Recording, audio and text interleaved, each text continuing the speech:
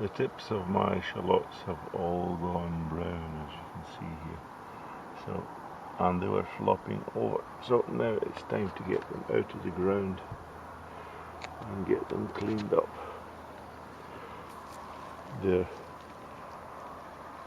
In Finland they're called jakosipuli, or splitting onion.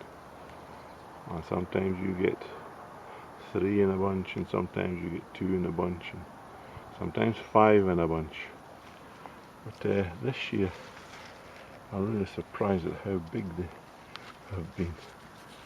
There's another 3 there, 2, another 2 together. Some of them split off, but they're not too bad.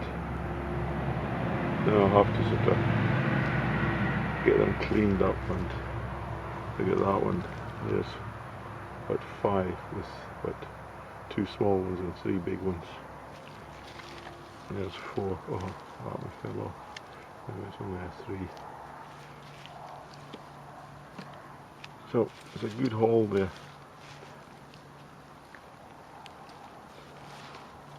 So I need to get them all separated and all the brown skins pulled off them, and then laid out to dry.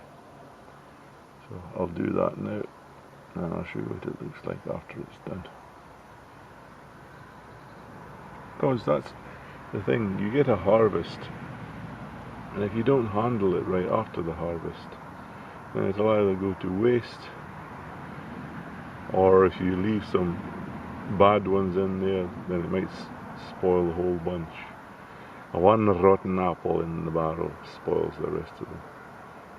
So go through them all individually and find what are the good ones and what are the bad ones, and throw the bad ones away and keep the good ones for storing. And I always save some of the smaller ones for planting out next year. So this is, I don't know, 5th year I've been growing these. I'm just saving the small ones as the seed shallots for, or the sets for next year. And it's always worked, and worked well.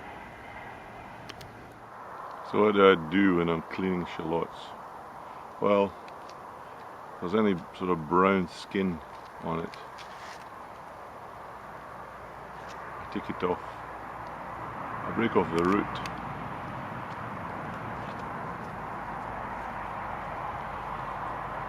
Examine it to see if there's any worms or anything that might be causing damage to it. Just peel it down a little bit. So it looks good. And it's white, like that. And then I usually take the neck like that and give it a twist.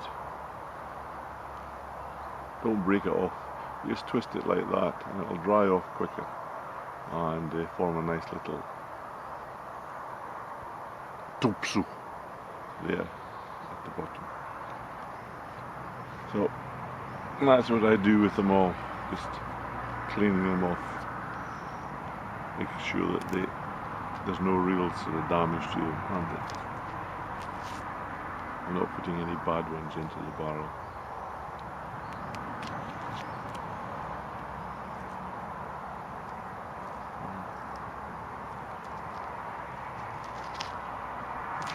But 1 layer is sufficient, and a twist. I think that this helps the drying process when you do that, twist it. So that's how I handle them. So this is the final result. That these are the shallots that I will be drying and storing and eating over the coming months. There, it's been a good harvest, and this particular shallot, it keeps very well, so I can keep it until almost next year when I need to plant it. And this row here of little beauties. Oh, can you see that? Not travelling very nicely. Those ones there I'll dry out, and this will be my seed onions or sets for shallots next year once they're dried out. I'm going through all of the onions, and this pile here have to be eaten as quickly as possible. There's something wrong with them. The necks may be watery, there may be some damage. Look at that one there, there's a little sort of spot on it. It might have been a sort of worm that he was getting at it, some maggot of some sort. So those all have to be put in a pie and eaten.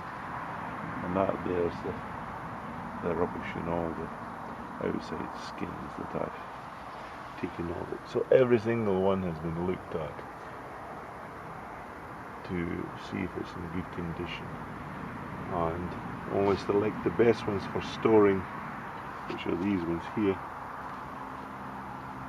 and those ones about the size of a ping pong ball for next year.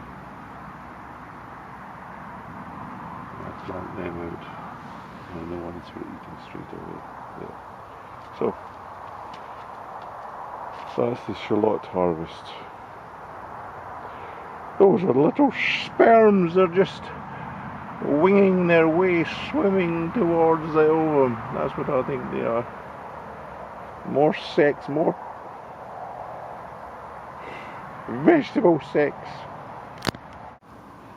And the next thing to do is to get these onions out.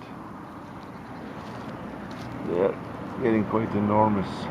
Might give them another week. Some of them are still upright, but very many of them have fallen down among the weeds. So I think one more week and these onions will be coming out as well.